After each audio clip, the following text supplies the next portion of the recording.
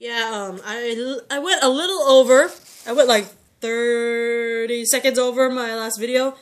So at least 30 seconds of my video will be cut off, and I believe that 30 seconds is pretty much me telling you guys Tara, Rosita, and Eugene, after picking the lock when they were in the garage trapped, they were trapped in the garage, and Eugene's picking the lock, and they somehow ended up in the same building where Morgan, Carol, Denise, and the wolf were. And right as Tara, Rosita, and Eugene arrive, the wolf manages to, send over your weapons on the other side.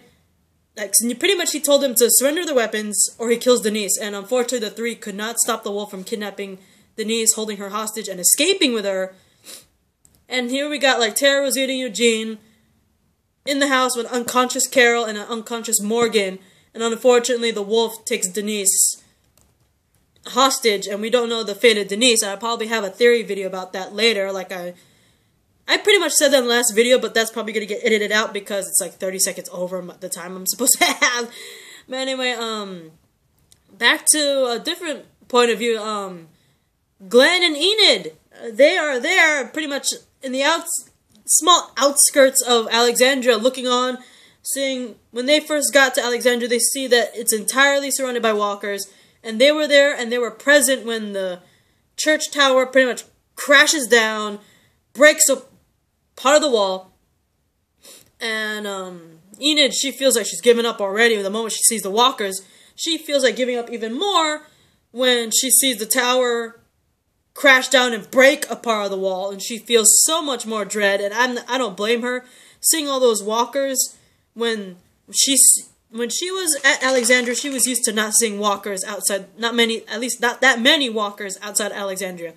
And the fact that she saw like a shitload of them pretty much surrounding Alexandria, and then seeing a tower fall, break a piece of the wall, and walkers flooding it, I would be kind of sad too. But anyway, Glenn convinces Enid to come with him to try to enter Alexandria to help the others. And I applaud Glenn for like trying to give hope to Enid. Like, you know what? I know you were alone when you entered Alexandria. I get that. And he even consoles her, saying, Maggie's the only family I have left. Before all this happened, I don't know what happened to, pretty much Glenn tells him, I don't know what happened to my family, my parents, my sister, or anything like that. He pretty much has no idea what happened to the Ree side of the family, because remember, Glenn's last name is Ree. But we don't know what happened to Glenn's actual family. We have no idea what happened to his actual family, because remember, the first time we see Glenn, he's already with the Atlanta group when he first sees Rick in season 1. So we don't know what happened to Glenn's actual family. And keep this in mind, like, he marries Maggie, so he ends up getting a wife, and he ends up with a father-in-law in Herschel and a sister-in-law in Beth. And look what happened. He ends up losing one by one that family too. Like, Herschel got beheaded, Beth got shot. All he has left is his wife and unborn child. So that's the only family he's got, and he's pretty much telling Enid, she's the only Maggie and my unborn child are the only family I've got left. And I know you care about some of the people in those walls. We have to help them. So you pretty much see them scaling the walls of Alexandria. And when they do that, I think they climbed a tree. Did they climb a tree? I think there was like a tree that's right next to one of the walls, and they're like climbing it. And that's when they got like the best luck ever, especially Glenn, because the tree that they were climbing that was near the wall gave them the perfect vantage point of Maggie trapped on top of a lookout post surrounded by walkers. And it's like, that's like, how you picked like the perfect tree. It's like, how there could have been like other freaking trees around Alexandria that they could have climbed. They could have been safe to climb. But no, they picked the perfect tree that gives them the perfect vantage point of Maggie. I mean, come on! Glenn! You got a good luck charm right now. But anyway, unfortunately, like I said, they see Maggie and she's on top of a lookout post with no way of getting down safely, especially since the entire lookout post is surrounded by a shitload of walkers. But anyway, going back to the house, in Jesse's house, unfortunately for Deanna, when Rick's group, Rick, Carl, Michonne, and of course Judith. They had Judith. Like Rick, Carl, Judith, Michonne, Jesse, Ron, and Sam, and Father Gabriel. I kind of forgot about Father Gabriel in the last video, but those 8, well, there were 9 in the house, but those 8 are in bed sheets covered in walker guts, getting ready to leave. And since, unfortunately, Deanna is bit, not only does she have, like, a very deep cut in her leg from the saw blade that she fell on, she has a bite mark right here near her stomach. She's pretty much dying from the infection. You can see that she has the walker bite fever. While Rick's group are planning to escape, just while they're trying to maneuver through the walker herd in their walker guts and blood costumes. They're maneuvering out of the house. Deanna stays behind because, you know, she's dying.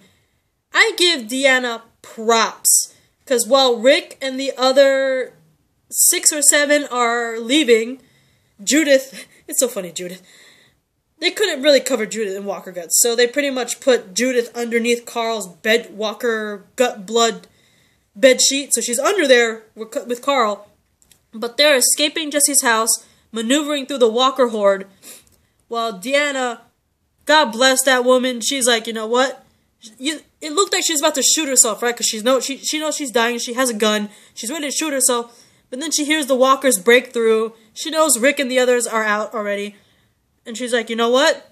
Fuck this shit. I'm gonna go out like a bang. And she, instead of shooting herself, she pretty much shoots a bunch of walkers that are coming toward her door down the hallway. And she's like, you know what? Fuck this shit. I'm gonna go out in the biggest bang in all the land. She's like, I'm a badass. I'm gonna die a badass. So props to Deanna for not shooting her. Not only did she not shoot herself, she stood up to the walkers that are coming toward the door where she was resting, and she takes them all out until she runs out of bullets. She's like, she gives that freaking growl like, rah, let's go. I'm gonna die a badass. So I give props to Deanna for going out with a bang. I give her props. She took out walkers with the last of her bullets, and most, if not all, those shots were headshots. So props to her on that.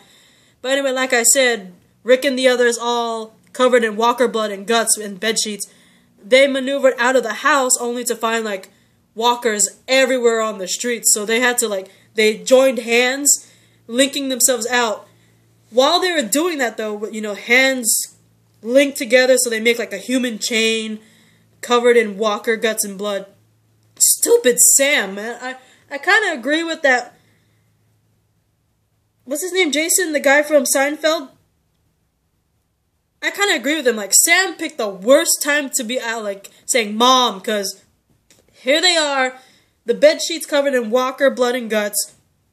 They just got out of Jesse's house that's filled with walkers. There are walkers all outside the house. They're in, like, a human chain, trying quietly to maneuver through. And here is Sam saying, Mom, Mom, Mom. It's like, dude, Sam, shut up. We're trying to escape walkers. Shut up. Right? And I kind of agree with Jason. The kid's got to shut up or die. Because he's going to, not only is he going to get himself killed for constantly talking, he's going to get his mom killed because since he's calling out to his mom, either his mom or his brother or someone in that human chain is going to tell Sam to shut up. And that's going to literally get someone else killed besides Sam. So Sam's got to shut up. Otherwise he's going to be dead, or someone else, or everyone's going to die too. And Judith is there. So Sam, shut up! Right? Anyway, the post-credit scene. Dude, we see Daryl, Abraham, and Sasha. We saw that they escaped with a truck. And while they're on the road, they end up being stopped by a group that are on, like, a bunch of Harleys. I swear to God, they look like they belong in a group with Daryl and Merle Dixon, man. I swear, they're all on, like, Harleys, and they're blocking the road. They're, like, in black, and some of them in leather. They look like, no offense to Daryl or Merle, but they look like they're a part of their crew. But anyway, they stopped the truck that Sasha, Daryl, Abraham are in. And basically, apparently they are the same armed group that Daryl escaped from earlier when he helped out those other people. And, apparently it's revealed that they are the saviors. And the saviors, they're like, give us everything. Give us the truck, everything on the truck, everything on you. give it to us because they don't belong to you anymore. They belong to their leader, and apparently their leader has finally been known. Negan! Negan! They finally mentioned Negan and the fact that these guys are the saviors. It's really cool seeing that, and I can't wait to actually see Negan on the mid-season premiere and Valentine's Day of next year. So, I can't wait to actually see Negan on this second half. It's going to be very interesting because we all know Negan's an asshole.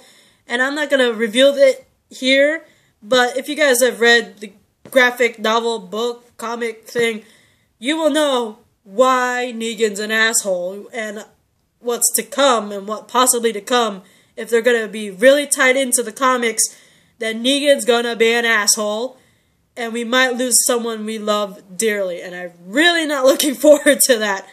But anyway, considering the saviors are telling them to give them all their weapons, I'm kind of worried of what Daryl might do, considering if you guys noticed, ever since Carol gave it to him, Daryl has Beth's knife that, like, literally attached to his hip. Like, he has 2 knives, right? He already lost his, he lost his bike, he already lost his crossbow. I don't know if he has a gun on him, he probably does, but I know he has 2 knives. His own knife, but the second knife he has is Beth's knife. And the fact that the saviors are pretty much saying, give everything to us, they belong to our leader Negan. I don't know if Daryl is going to be very cooperative, considering if they want all their belongings, they might try to take Beth's knife from Daryl. And we all know that Daryl took Beth's gunshot. I'm not going to say death, because I don't believe that shit right now with Beth. You know why. But anyway, he took Beth getting shot very badly. Just pretty much as bad as Maggie. Probably even worse than Maggie, considering Daryl was the last one to seriously see Beth alive and well. I'm not saying Beth is dead. I'm not. I'm just saying he was the last one to see Beth. And seeing her get shot and carrying her lifeless body with him, it really took a toll on him, and the only thing he has of Beth is that knife that Carol said, oh, this is Beth's knife. I think you should have it. And we all know it's the only thing he has of Beth's, and I highly doubt he's going to give that up to the saviors, so I don't know, it might not turn out very well. Like, either the saviors or Negan himself might be pissed off that Daryl does not want to give up Beth's knife. I have a feeling while they're giving up weapons, I bet you they're going to notice Daryl's having Beth's knife right there. And like, that knife too, hand it over. And that will, I think that's going to set off Daryl. It's like, no, you can have everything else, but you're not taking this knife. No, no, no, no. I have a feeling that's going to happen to Daryl. I think that's going to happen. They're going to give up all their weapons except for Beth's knife. The saviors or even Negan will notice this. And they'll be like, bro, give us the knife. And he's just going to set off right there. So I'm kind of worried about Daryl because of that. Just because of Beth's knife, I'm kind of worried about Daryl. Daryl has Abraham and Sasha, but they're giving up their weapons to the saviors. So I'm kind of worried about all 3 of them, but I'm more worried about Daryl mainly because I know he's not going to part with Beth's knife very easily. That's in my opinion anyway. But anyway, that is my 3rd video for this Walking Dead mid-season finale for season 6, my reaction rant. But anyway, I look forward to the mid-season premiere. Valentine's Day, February 14, 2016, episode 9, season 6, and it's called No Way Out. And I'm looking forward to it, and I hope you guys look forward to it too. We'll see you guys there, February, guys. Hey! Bye, YouTube.